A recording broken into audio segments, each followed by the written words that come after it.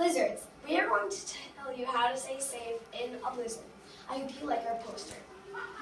Before, make sure you have medication, 3-day supply of food, and water. Here are some foods and things that you would need.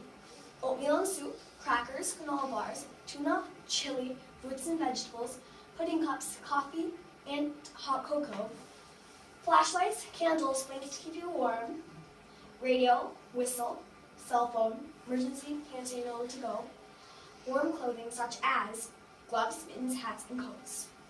Hurry! Get off the road so you're not traveling.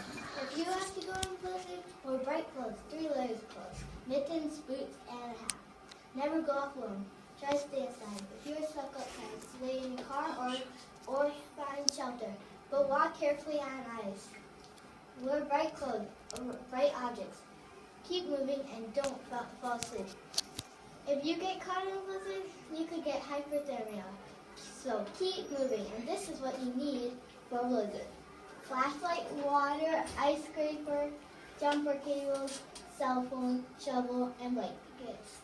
And the first aid kit.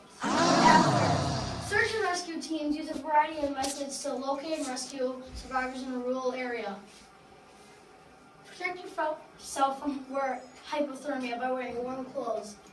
If your power goes out for more than 3 days, go to the closest public shelter you can find. Bring any items you would need to stay warm for the night.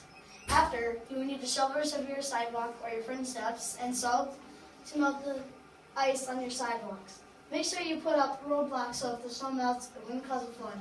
Sources: Blizzards pages 36, 37, 40, 41.